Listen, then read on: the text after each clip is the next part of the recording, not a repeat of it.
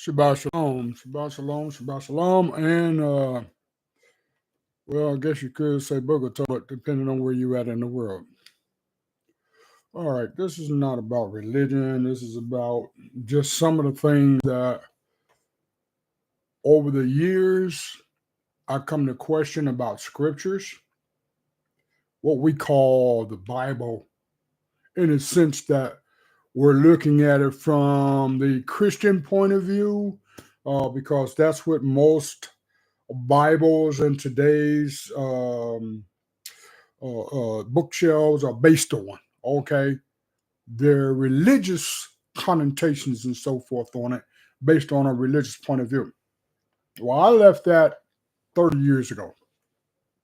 Okay, I left that thought pattern 30 years ago, primarily because of the inconsistencies I've found in those recordings. Giving you the number, I'll give you an example. I need to have my scriptures over here with me. They're behind me. So I'm going to pull up some here just pull up a couple here, and we'll go from there. But first one I can think about at the moment, right offhand, is thinking about the flood, during the time of the flood and everything, and what took place during that time. And it said, and I can read it here shortly. Let's see here.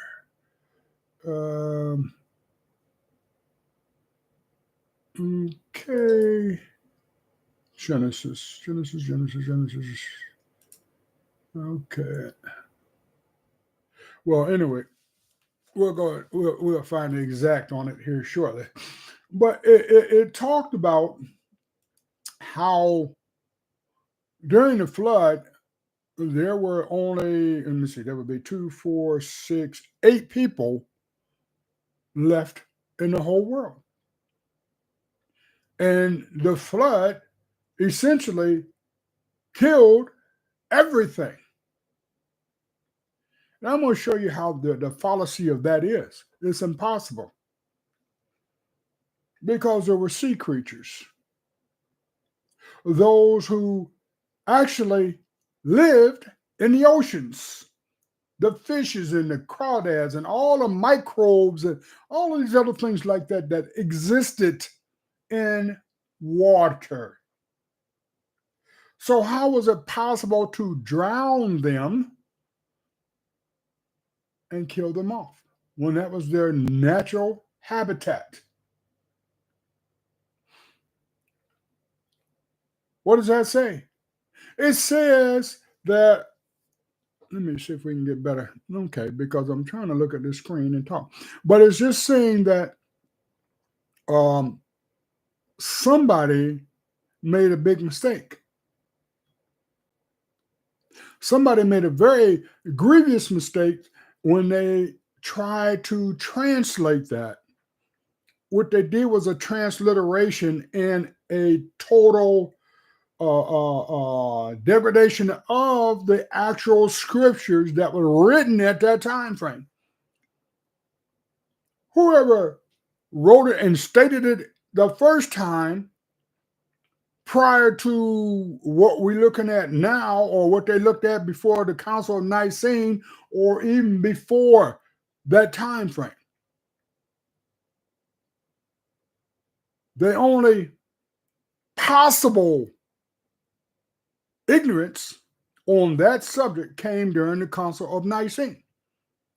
So the European Council of Nicene and the Roman aspect of what everything was supposed to be has created the lie that you all call scriptures, the Holy Bible, which basically has turned out to be a very demonic transliteration of the actual writings. And we have been fooled for hundreds of years into believing that this Bible is the truth, and it's the farthest thing from it. It's the farthest thing from it. There's so much description, the deception in it. In the beginning, here, let's go to it. You know, I don't mind coming up and saying things, but I'm going to say, in the beginning, Elohim created the Shemayim, which is the heavens, we'll say, and the earth. Now, let me explain something here. The universe, as they have it calculated now, this universe, we'll say, as we have it calculated now, is about what? 6 trillion years old, 6 billion years, well, 6 to 7 billion years old, or 6 to 7 trillion years old, something like that. All right. They calculate this earth is only about 2.5 billion years old. So how could it have been created at the same time that this whole universe was created? There's no way possible. Too many billions of years, trillions of years in between.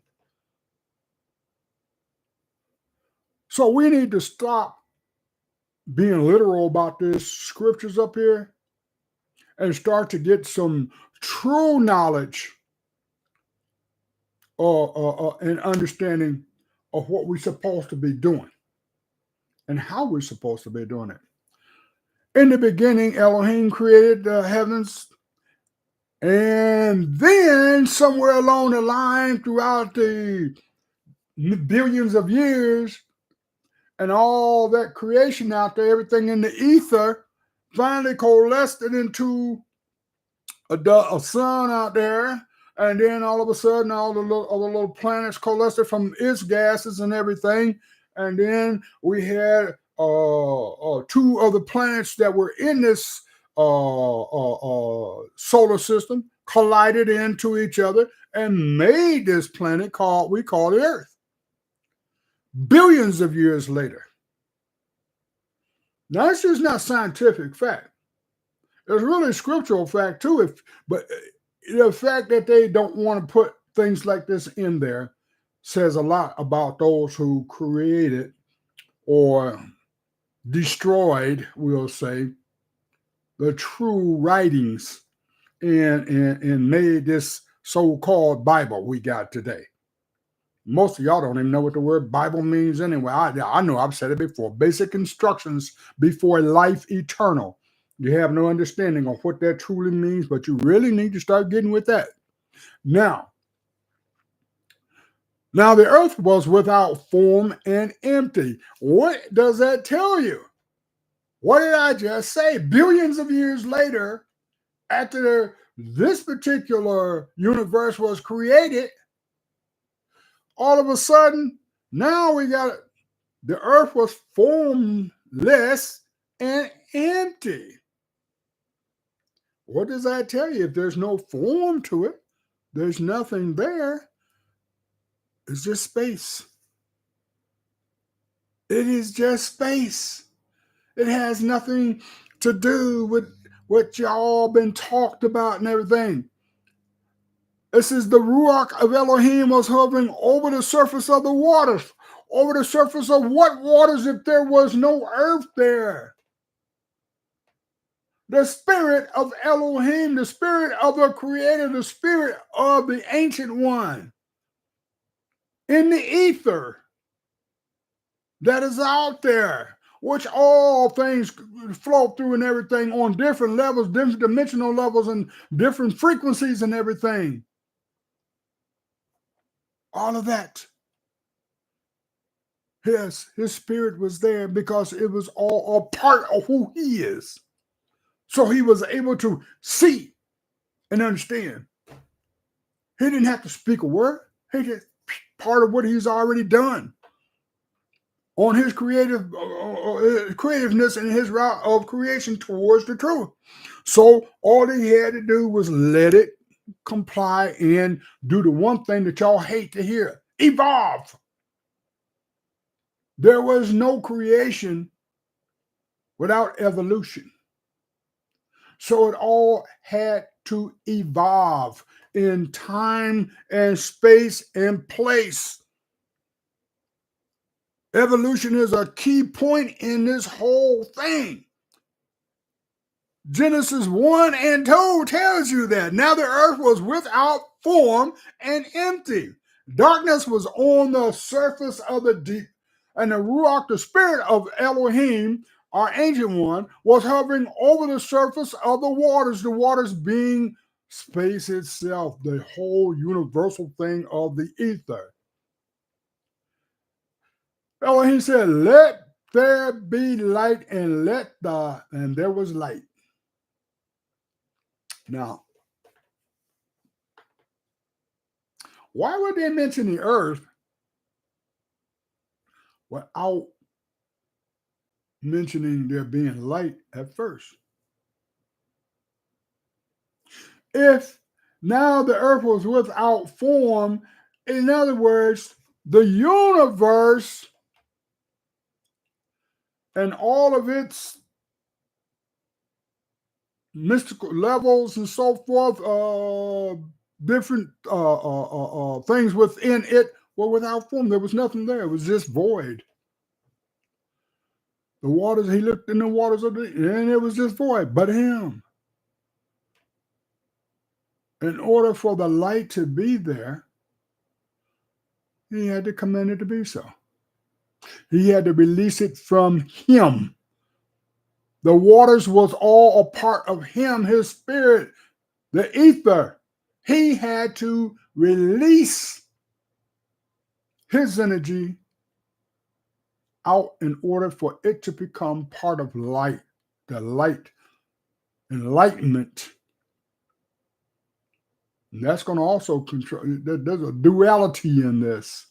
You just have to wait to terms on that. There's a big duality on it. Darkness was on the surface of the deep. The Ruach of Elohim was hovering over the surface of the waters. Wow. Elohim said, "Let there be light." See, his essence was already there. It's telling you. And there was light. Then we go to Genesis 1:4. Elohim saw the light and saw that it was good. He divided the light from the dark. What did he do? Let me see. Do y'all think he took a... I'm going to do a little illustration here. Wait, hold on. Well, I can't even get to what I want to get to. But anyway, when he said he took the light and he divided the light from darkness, this had to be light. All right? And we'll say this was a darkness because it's dark enough to be dark. Okay. So if there's darkness here, for y'all that don't understand the language, this darkness in here was a representation of, well, see, even that came on. See how that light come out of the darkness? You see how that just touching that brought the light out of the darkness? In other words, there has to be darkness in order for the light to come about. Yin and yang. Yin, yang. There it is. Inside of you. Yin and yang. Your spiritual growth or your demonic spirit.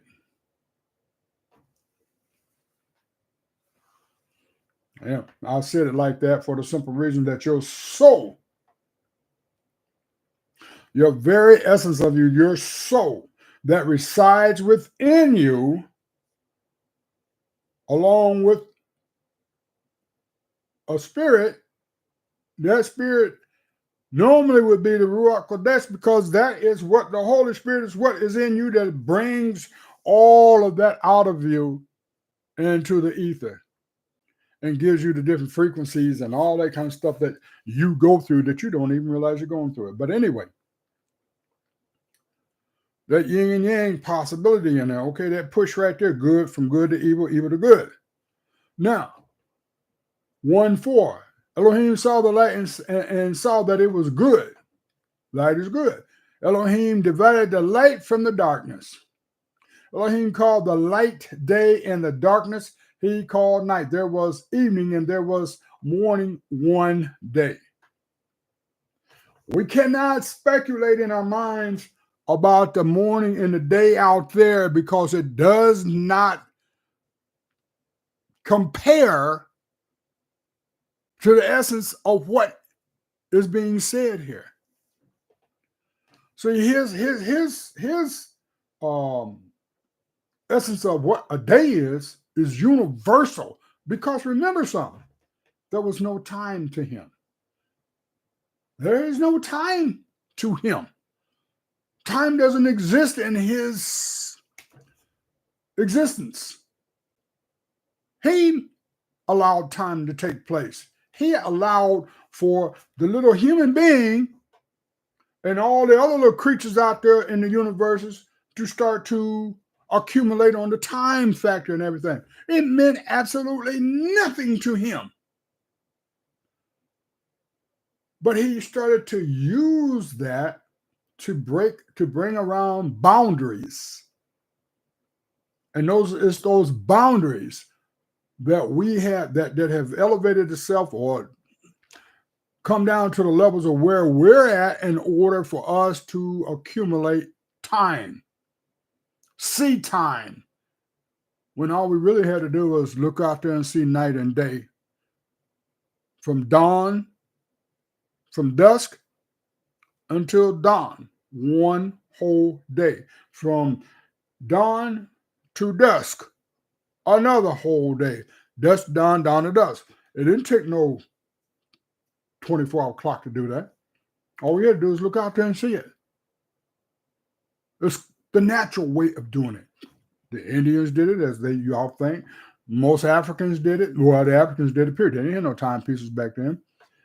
Most people of this planet judged the time and seasons from the rotations of the stars, the rotations of the moon, the rotation of the earth, and the rotation of a daily axis of the earth as well.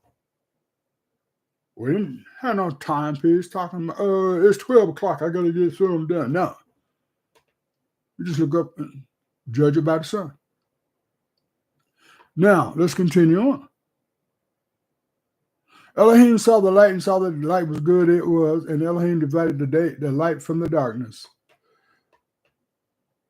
When you look at light from darkness, you have to come to the conclusion that light, some people have a narrative on that and base it on a racial deposit of some sort in there.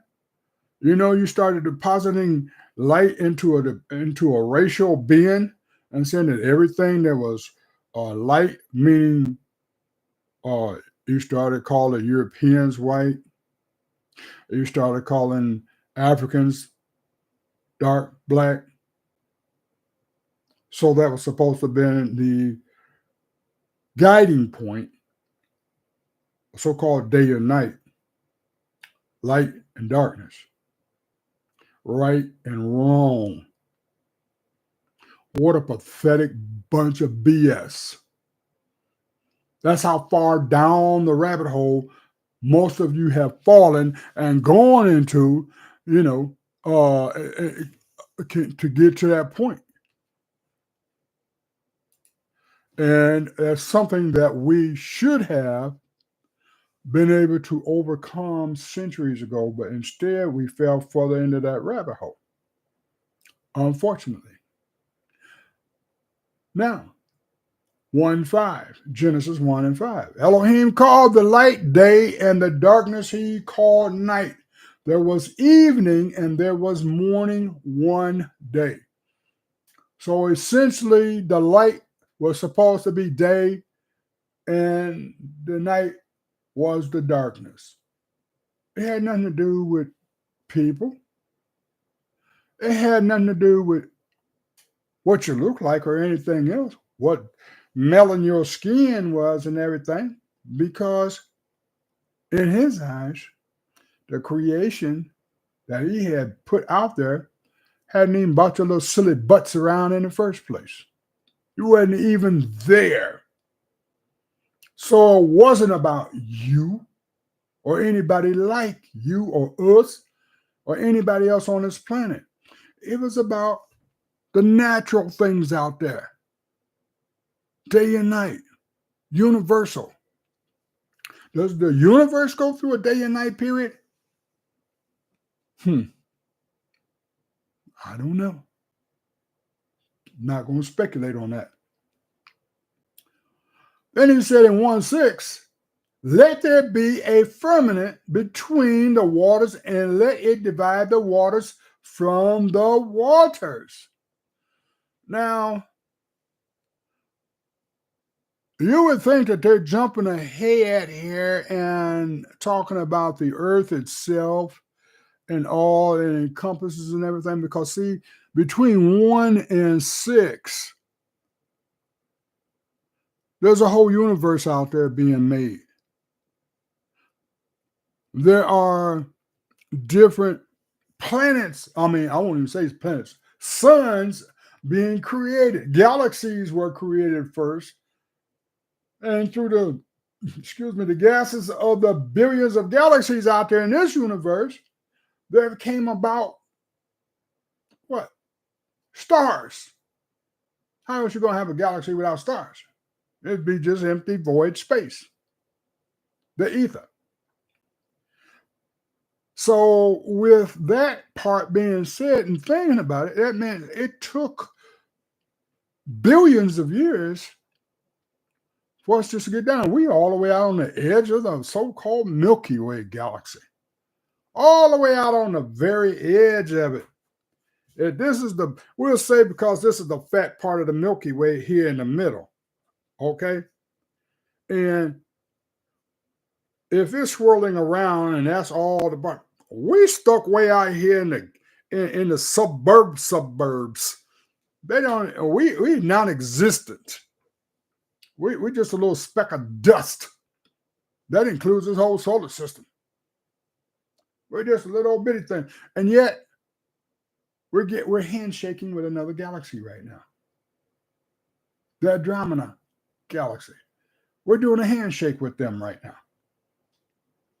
That's why we see so many mysterious things out there in the sky, with more upheaves to come.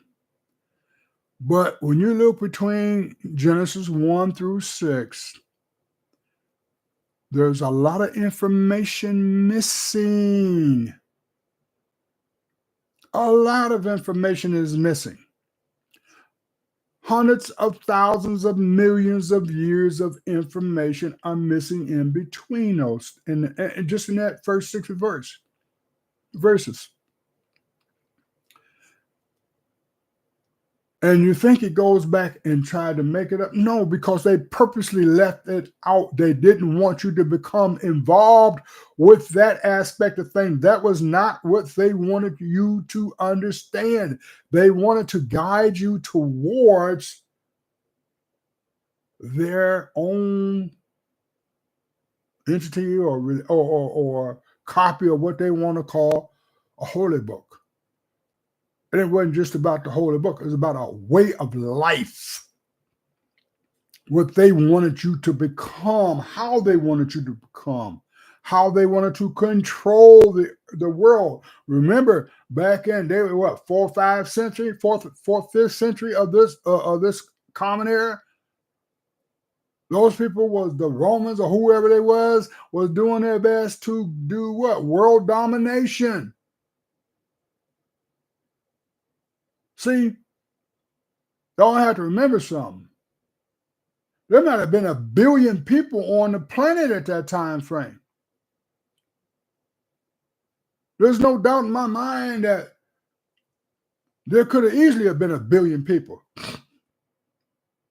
Africa being the largest continent and the oldest continent for life itself, And we ain't talking about what y'all call the Middle East today. We said Africa, which includes Northeast Africa and not the so-called Middle East. Okay, all of that was, like Egypt and all of them, Morocco and everything. All that was Africa, as we call it today. It was on that continent, is on that continent, and will forever be a part of the so-called African continent. So let's not mistake in that. Okay, just like here on this in America, this is going to be a trip to you. Do y'all know that when you say American, and then you look at people from Chile, Brazil, Argentina, Mexico, and Honduras, all of them, they're still in Canada, they're still Americans. Dumbasses. Excuse my expression, but that's what you need to be called. Dumbasses. Now, when you want to call yourself a United States citizen, that's one thing. But you cannot turn around and say, well, only Americans can come and live here. Well, that would mean everybody in this hemisphere.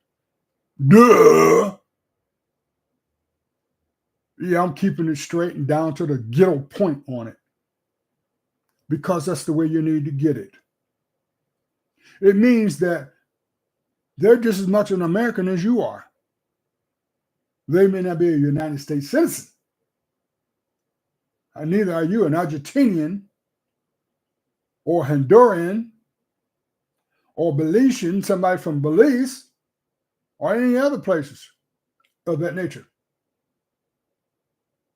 So let's be mindful of how we start to address people anymore, because it's important that when you go to talking about citizenship here in this country, you will become a United States citizen. You will not become an American. They're already Americans. Now, and that just goes right back into what we've been talking about here for these first 6 verses here. Those people who came up with this so-called Bible and everything, there's so much that has been left out. The lost books of the Bible, for instance. You got the book of Adam and Eve. You have the book of I ain't got to speculate. Hold on a second. All that speculation stop. Oh, let's see here. Let's just look. And y'all think these books are fairy tales. They're not. Okay. The book of Eden.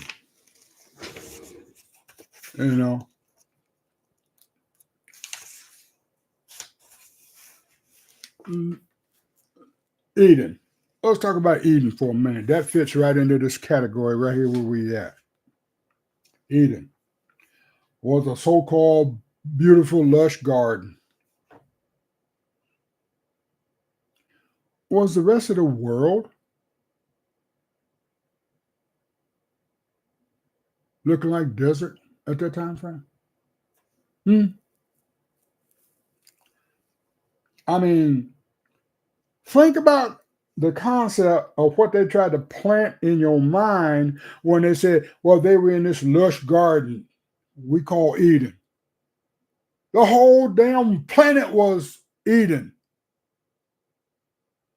There was lush all over, except for where there was water.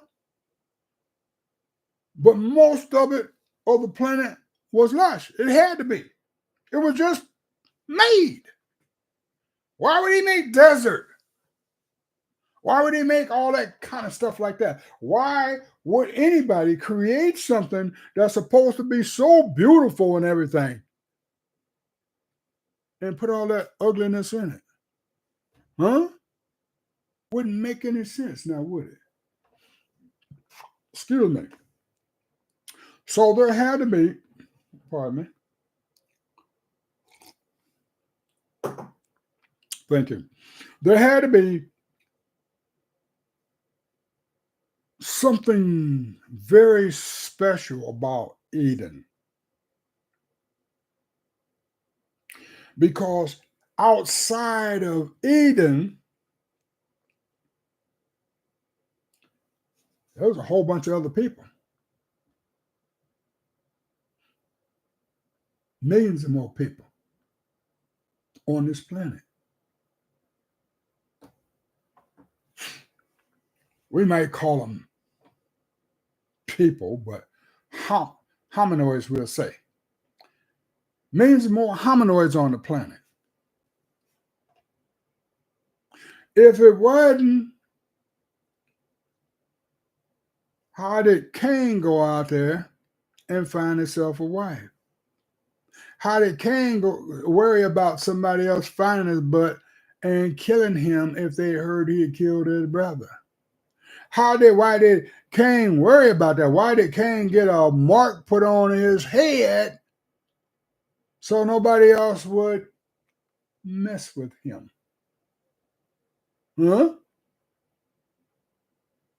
So let's get some realistic issues going here.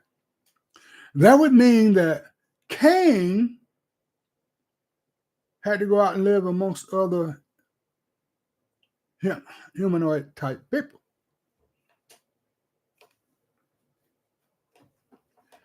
It's already a proven fact between 1 and 6 in Genesis that there are a lot of misconceptions there. It was written to nullify your brain into a dumbed down state as to the real creation and how we should be able to interpret it not by sight, but by spirit. Yeah, that's right. Letting our spirit, the spirit in us, interpret what is being said. That means we would have to allow the spirit in us to manifest in us an open mind and allow for that open mind to be able to pour in us that spiritual ether around us, that spiritual light, that spiritual frequency that we're supposed to be on, and allow us to see these things and start to understand these things. Because as long as we continue to allow for them to just direct, and let me say this, I'm talking to my brothers and sisters out there, especially on this. We need to wake up and get up out of that slump we've been in for the last 4 or 5. Well, let me put it like this: 2,000 years. It ain't been no 400 or 500 years. 400 or 500 years since we've been in this country, yeah.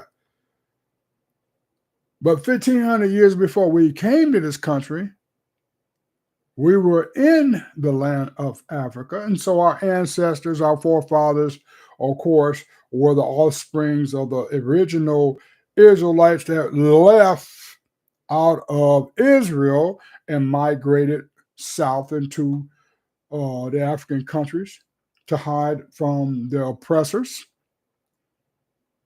and to be able to, to be able to assimilate into the cultures there and to actually end up assimilating some of them into our cultures and everything, because some of the people are still there. So when we got transported over here, some of us got transported here that wasn't already here into this land. Yeah, we were assimilated in. We had to assimilate to a culture that's not ours. All right, so we have to wake up, though. We have to wake up here, in our spiritual awareness of things. Then you can look at things like Genesis chapter 1, 1 through 6, 1 through 5, and see that there are issues there that don't make sense to the common understanding of what they're trying to direct you to. You know?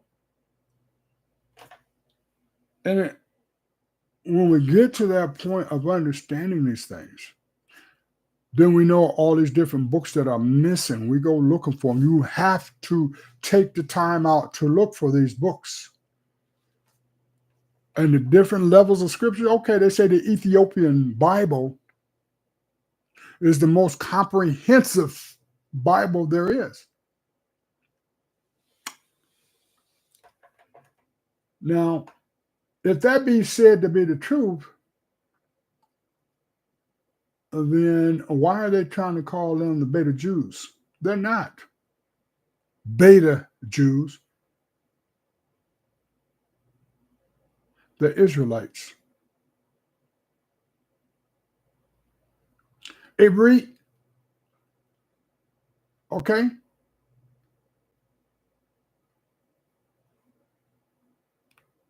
I was going to say something else, but I'll let that go. Man, what the heck? Ivrit Yasharel. Not Jews, but Ivrit Yasharel. A people that still live today throughout the different countries on this planet. That's the reason why Mashiach, during his time frame here, was sent to these different countries to learn and to talk to our people who have gone to these different other countries prior to any enslavement by the colonizers. We had boats. You don't think we traveled around the world as it was? Migrated to other countries before the colonizers came into Israel, period? Of course we did. How do you think we got all the different linens and stuff like that, or different woods and stuff like that that we needed? How do you think we got all the different potteries and stuff like that? We made our own potteries and everything and designs, but hey, we traveled. We took our culture elsewhere as well. So it's not like we hadn't. But here in this land right here, and dealing with the colonizers' religious Bibles and stuff, transliterations, we need to get away from them. We need to start finding deeper and more inclusive written scriptures that will allow for us to grow, to see, using the Ruach Kodesh to see. It's in us. We need to start seeing it. We need to start growing in it. And we need to start giving it. I don't mean trying to act like you're some type of know-it-all, because none of us know it all. But sharing it with those around us, our loved ones especially. And a lot of times they're not going to listen, and I know that. But the one way that we can share and not have to really get a lot of rebuttal from it, it's called action. Action. It's so simple. Live the life of that which you speak on. Live that life. You've been doing it anyway. If you're a thug out there and you've been living a thug, you called yourself a thug, you've been living a thug life. You've been showing it through your rap, through your conversation, through your actions. You have been showing it, right? Right. So if you are a what basketball player, we'll say, you spent your life in sports playing basketball, showing that you can do what you can do, or you didn't make it to the top. You might still be good, but you haven't been good enough because you didn't practice. Well, you have to live the life and walk that which you say you are. People see you all the time. They see things about you that you don't even know is there.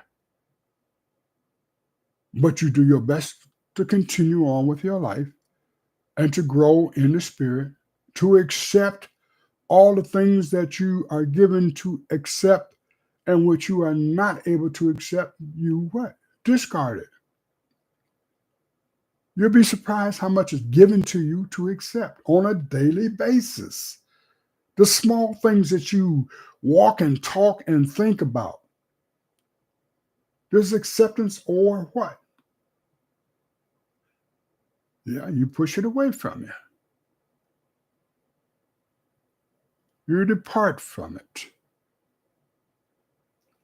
And believe me, what you think up here and what runs through your heart and everything, and your very, very spirit and soul, your soul especially that resides within you, can be grieved so deeply if your actions ain't in the right place. We'll get into this thing on what they call it, reincarnation. There ain't no joke in that, people. There's more to that than you'll ever know. But that's another time and another place, and hopefully I'll have guests that I can call upon who are far more educated in those areas than I am. I'm a novice to those areas. I just say it like it is. Now let's get back more into what we were talking about, because when we have all of these different things missing from Scripture, the so-called Scripture that we need to have in order to, and there's the books of Enoch. Enoch wrote 365 books. We only have 3 of them. But those 3, along with, what is it, Deuteronomy, I believe it is, say so much. And then you got the books of Jasper and, other books over here. What else do I have? I have quite a few different books over here in my library. And yet, my library has been stripped down considerably because I had a whole lot more books and things over there. But what I've got now, I thought would be sufficient for me to take with me to Israel when I was getting ready to move over there, because there was going to be a weight limit and destinations and all that other kind of stuff to go with that. But that panned out to be something that didn't take place because a war started, and I wasn't able to. I wasn't going to. I'll just say it like that. I wasn't going to step into trouble. I know I've been into too many war zones as it is. I didn't need to be in the one as an older man like now. This was one time in my life I could say no. I got a war going on with me right now, as we all do every day. We fight a daily war right now, every day. It's a narrow path to travel down, and even that narrow path might have a splinter or 2 in it. So the question is, what can you actually think in your time frame about Genesis 1 through 5? chapter 1, 1 through 5. Let me put it like that. Let's move on to 6 now. And Elohim said, let there be a firmament between the waters, and let it divide the waters from the waters. Now, is he talking about a little planet? Or is he talking universally about the different universes out there that have a firmament in between them, seeing that life is permanent within these universes that have all these different galaxies and all these solar systems and people? So we're talking about in between these universes and dimensions, times, things of that nature. Okay? We're not talking about what they tried to make it look like about us here and now. We have to expand way out. And even within the universes where the galaxies is at, there's a firmament in between them. But that's the ether, where there's life in that ether. There's a lot of life in that ether out there. Dimensional life, cosmic life, vibes. There's a whole bunch going on out there that is not in your eyesight, but right in front of you. Probably in your own home. There's a lot going on, and you just don't see it. Because your mindset is not conducive to receiving these things. Because your mind is on everyday life. 1 minute at a time, sometimes 1 second at a time. So you can't see what's there in front of you. When there might be something right there. So seeing and hearing that and understanding that, let there be a firmament between the waters. And, it goes right back to the destruction, the flood.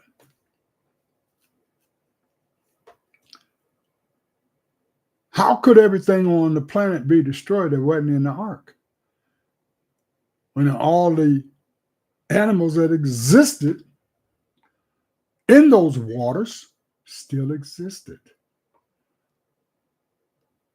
If he had not saved Noah and his family, and he just got rid of all the men, I'm just going to destroy the whole planet. No! I'm going to destroy mankind. He didn't destroy the whole planet. He destroyed mankind. That meant that anything that man seed or humanoid seed was in was destroyed.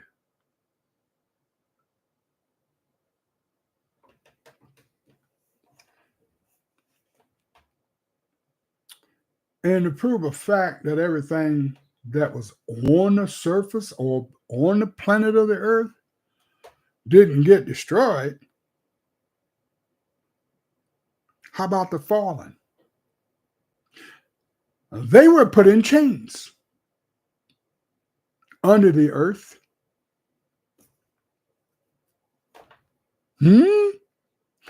Wasn't there a whole bunch of holes, or wasn't all mountaintops and everything covered, which means that there was caverns and stuff all around the world and everything? Water got into them.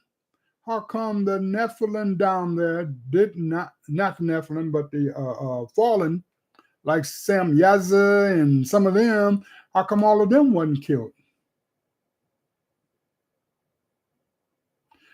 Therefore, not everything was destroyed on the earth. That's two different areas right there. The angels who came down to be with these crazy women.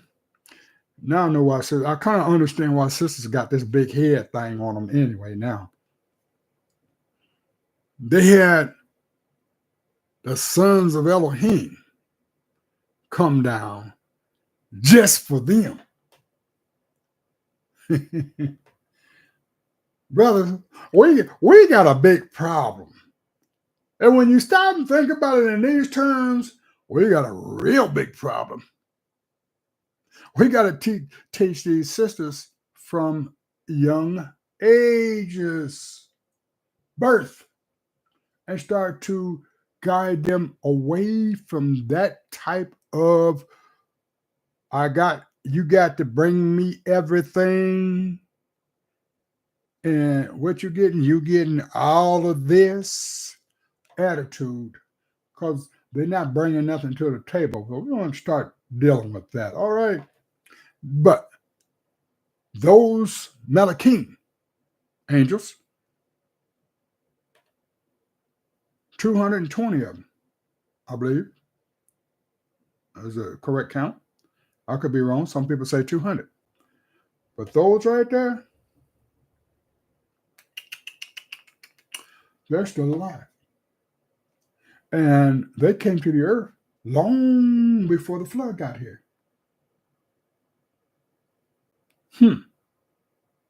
So there was millions of giants walking around. All right. So now they're all up under the earth. The giants are on top of the earth, the Nephilim. Humankind, the humanoid kind was on top of the earth, man, modern man, whatever.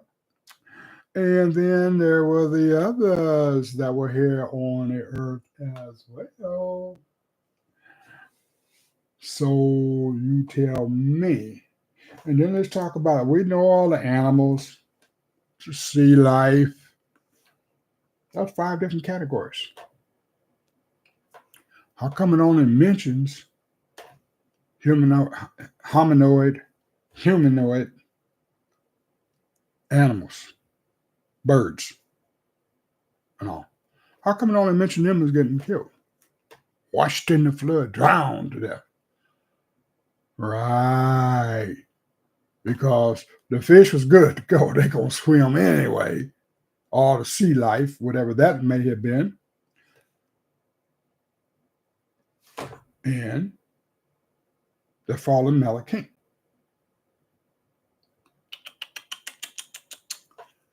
Got to start using this. Use that spirit in you and allow for it to come up and get to this and hear it in here and feel it all over and know. They've been trying to hide from you, but you can get it. You can get that. You can get educated on it. You can get spiritually guided on it and grasp it and hold on to it and start letting the truth come to you. How important is that to you? What I've just little bit that we've been talking about, that little tiny fraction of what we've talked about? Please, if you can't get this, you won't get a whole nothing in there. This is the simplicity of it right here. The simplest aspect of how you can get there. There are so many other books out there that have been left out. They want to say 88 is the number. No, it's 1,200. The original scriptures was 1,200 books. Or we'll say 1,200 writings, 1,200 authors or whatever. Throughout the ages. And that don't go back, that doesn't go back to all the cuneiforms and tablets and all the Sumerians and prior to the Sumerians and prior to them. Y'all think that we done found everything around here? Please.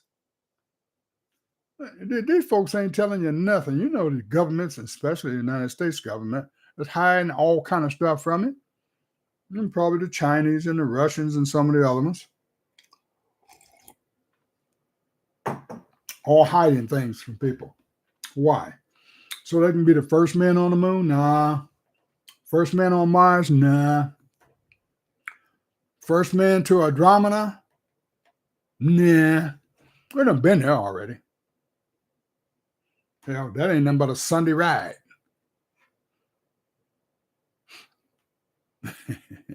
You ain't got to know the rest of that one. I'm just telling you what is, what is. Anyway, we have to get out of this funk we're in on our spiritual lives. About not just about our spiritual life, about life. About life. Our histories. Either that or we're going to be doomed to repeat them again. We got 6 verses right there that tell more about the history of this planet and the history of creation. And yet, there's so much hidden 10,000 times, 10,000 times, 10,000 times more hidden in them first 6 verses than it is in the whole scripture, the whole Bible. Oh, yeah. See, because when you get to books like the books of Enoch, even the books of Eden, the forgotten books of Eden, and Adam and Eve, and all the other stuff, you know, what was this planet like before man was created? According to your scriptures, man only been here 6,000 years. What was a 2.3 billion year old planet doing the rest of that time frame? Think about it now. We're talking about a planet that's 2.3 billion years old, according to scientists and everything, and we only been here 6,000 years. We was only created 6,000 years ago, huh? Yeah, we finding bones and cities and stuff that are 25, 30, 40,000 years, 250,000 years, 700,000, 3.2 million years ago. Excuse me. Mines now, like MINES, those kind of mines where you go to digging and everything. Hey, 150,000 years old. With the equipment still left in them. Go figure that. Go figure that. How or why would they make in a tomb sculptures or hieroglyphs of people with watches on, flying machines, and all that kind of stuff? And you got some fruit cakes sitting in a temple over there in Europe somewhere, talking about, oh, we're going to make them think it's only 6,000 years ago. How come we don't talk about 1,500 years in between the time that we ran out of Israel before we became slaves in this country? 1,500 years. How come we don't talk about that? What is it that we don't know about that? What is the history in there? Come on, my brothers and sisters over there in Africa. Bring it out. Bring it out so that we can know more. We want your truthful finds and narrations, not the colonizers, because they're going to pat it into some religious Christianity BS. We want it straight from the horse's mouth. So, I mean, let's get with this. All right. All right. I'm going to conclude this. This is my little chat for right now. Hey, you get on it, you get on it, you don't, you don't. I'm going to say Shabbat Shalom. And may the blessings of Mighty Yah be with each and every one of you. And understand that our creators wasn't the creator, the one they call the ancient one. I'm just going to leave it at that. Do the research. Shalom.